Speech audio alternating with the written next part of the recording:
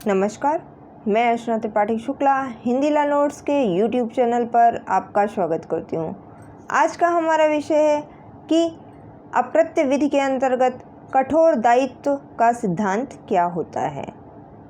तो आपको बता दूँ कि कठोर दायित्व का सिद्धांत यानी कि डॉक्ट्रिन ऑफ स्ट्रिक्ट लायबिलिटी क्या होती है।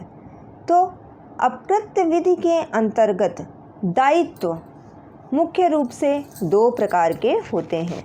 कौन कौन से दायित्व होते हैं? ये सामान्य दायित्व होते हैं और साधारण दायित्व या फिर कठोर पूर्ण दायित्व होते हैं। तो हम देखते हैं कि सामान्य दायित्व के अधीन वादी को दो बातें साबित करनी होती हैं। यानी कि यदि कोई वादी है तो उसको ये दो बातें विशेष ध्यान रखनी होती हैं। वह दो बातें कौन कौन सी हैं? एक, क्षति करना, किसी को नुकसान पहुंचाना, और दूसरा है प्रतिवादी की उपेक्षा। ठीक है, तो हम देखते हैं कि प्रतिवादी की उपेक्षा साबित किए बिना जो नुकसान है उसका वाद लाया नहीं जा सकता है। यानी कि वाद तभी दायर हो सकता है जबकि प्रतिवादी की उपेक्षा की गई हो। लेकिन कई मामले ऐसे भी होते हैं जिसमें कि वादी को क्षति और नुकसान तो हुआ होता है, लेकिन उसमें प्रतिवादी की उपेक्षा को साबित कर पाना बहुत ही कठिन होता है। ऐसे मामले में प्रतिवादी क्या करता है कि अपने आशय और उपेक्षा के अभाव में अपना बचाव कर लेता है। तो कठोर दायित्व का सिद्धांत यहीं से शुरू होता है, यहीं से प्रभाव में आता है कि वह प्रतिवादी के आशय और उपेक्षा के बचाव को निष्प्रभावी कर देगा। यानी कि कठोर पूर्ण दायित्व का सिद्धांत इस नियम को निष्पादित कर देगा। इसमें सबसे फेमस केस था रिलायंस बनाम फ्लेचर यानी कि भोपाल गैस रिसाव का। जैसा कि आप सभी जानते होंगे कि यह केस बहुत ही प्रसिद्ध था और आज तक यह एग्ज़ाम में आता है, चाहे प्रतियोगी परीक्षाएं हों, चाहे लॉ की परीक्षाएं हों, चाहे LLM वगैरह की परीक्षाएं हों। यह भोपाल गैस रिसाव केस बहुत ही इम्पॉर्टेंट है। तो हम देख लेते हैं कि इसमें कठोर दायित्व के सिद्धांत को क्या बताया गया है। इसके अनुसार आशय और उपेक्षा के अभाव में भी किसी व्यक्ति को अप्रत्यय के लिए उत्तरदायी ठहराया जा सकता है। कैसे? कठोर दायित्व के सिद्धांत की पृष्ठभूमि का मूल भाव यह होता है कि संकट के समय या खतरनाक या जोखिम भरी वस्तुओं का संबंध यदि किसी व्यक्ति पर विशेष सावधानी बरतने का दायित्व उत्पन्न करती है। यदि कोई व्यक्ति जो खतरनाक कार्य कर रहा है या संकटपूर्ण कार्य कर रहा है तो उससे संबंधित व्यक्ति को विशेष प्रकार की सावधानी रखनी चाहिए।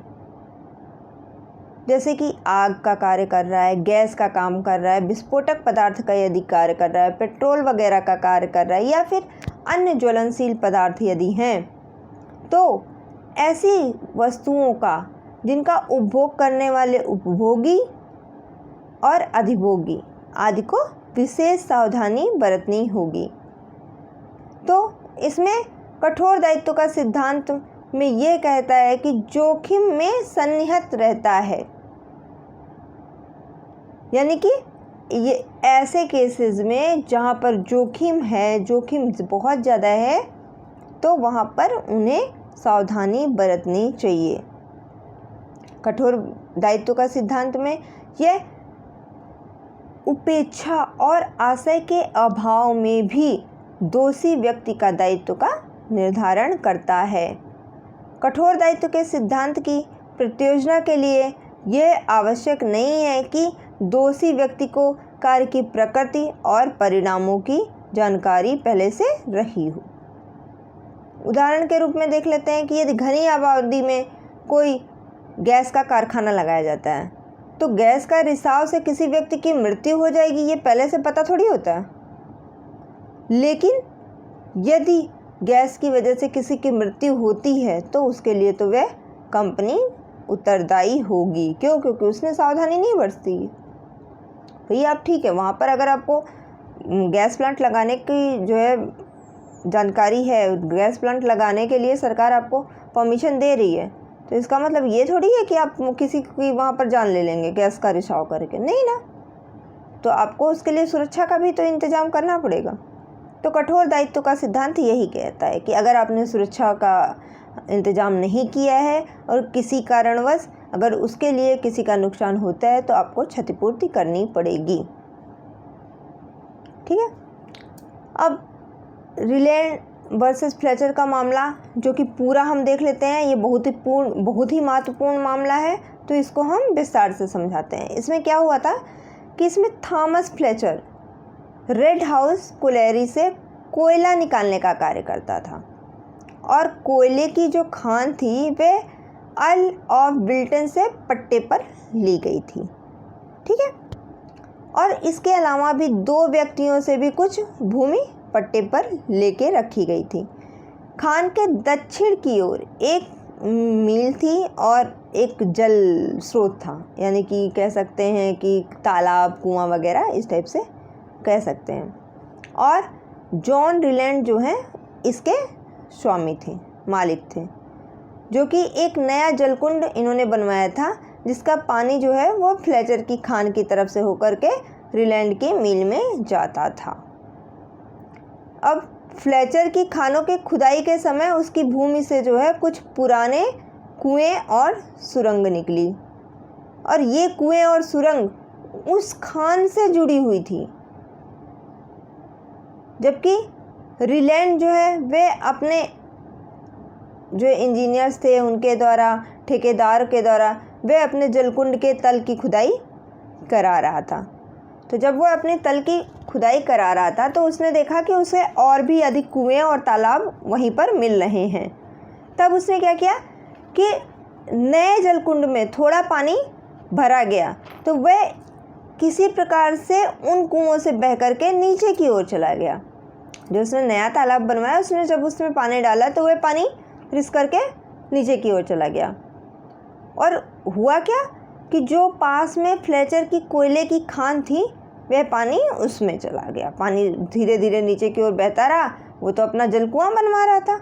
पानी नीचे नीचे धीरे धीरे करके बहता रहा और पता नहीं चला वे कोयले की खान में, जो फ्लेचर के कोयले की खान थी उसमें पानी भर गया।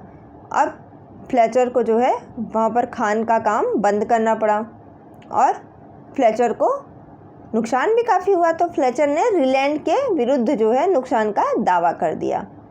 क्या दावा किया कि उन्होंने रिलैंड को नुकसान के लिए उत्तरदायी ठहराते हुए अपकृत्य विधि का यह महत्वपूर्ण सिद्धांत प्रतिपादित किया कि यदि कोई व्यक्ति अपने काम के लिए किसी ऐसी वस्तु या भूमि पर रखता है जिससे वहाँ से पलायन करने पर अन्य व्यक्ति की क्षति कारित होने की संभावना रहती है, तो ऐसे पलायन से क्षति के लिए प्रथम दृष्टया वह उत्तरदायी होगा, चाहे उसने उसे रखने में कोई उपेक्षा बरती हो या नहीं बरती हो। मतलब साफ है कि यदि आपके कार्य करने से किसी दूसरे व्यक्ति को नुकसान हो रहा है तो आपने सावधानी रखी या नहीं रखी, आपको उस बारे में पता है या नहीं पता है, परंतु आप यदि दूसरे का नुकसान हुआ है तो आपको क्षतिपूर्ति करनी पड़ेगी, आपको उस नुकसान की भरपाई करनी पड़ेगी। ठीक है। तो अब इसी का एक और केस देख लेते हैं जो कि एग्ज़ाम में थोड़ा बहुत पूछा जाता है और कभी कभी यह प्रतियोगी परीक्षाओं में भी आ जाता है। State of Jammu and Kashmir बनाम भीमत इकबाल। इनका मामला यह था कि बिजली का एक ट्रांसफार्मर के पास जो है इलेक्ट्रिक पोल लगे हुए थे, तो जो ट्रांसफार्मर और खंबे के जो तार थे वह खुले हुए थे। वहाँ खतरे का कोई संकेत भी नहीं था और उन विद्युत पोल को छू जाने से जो है 2 बच्चे मर गए। तो न्यायालय ने इसमें कठोर दायित्व का सिद्धांत लागू करते हुए राज्य सरकार पर 7 लाख रुपए का प्रतिकर अधिरोपित किया। न्यायालय ने यह कहा कि राज्य की ओर से कोई रक्षोपाय नहीं किए गए थे, अतः ये राज्य अपने दायित्व से नहीं बच सकता है और उसे क्षतिपूर्ति देनी पड़ेगी। क्यों? क्योंकि पहली बार तो ट्रांसफार्मर का तार खुला हुआ था, दूसरी बार पोल उसके पास में लगा हुआ था और उसमें खतरे का कोई संकेत नहीं लिखा हुआ था। तो ऐसे केस में राज्य सरकार उसके लिए दोषी है। ठीक है, अब हम देख लेते हैं कि रिलैंड वर्सेस फ्लेचर के मामले का में कठोर दायित्व के सिद्धांत के लिए अपवाद क्या है, यानी कि उसका बचाव क्या है। तो बचाव है देव और ईश्वरीय कृत्य। यदि कोई कार्य ईश्वर की घटना से संबंधित होता है तो जिसका पूर्वानुमान ना लगाया जा सके, तो ऐसे विषय पे क्षतिपूर्ति नहीं दी जा सकती है। इसमें कठोर दायित्व का सिद्धांत लागू नहीं होगा।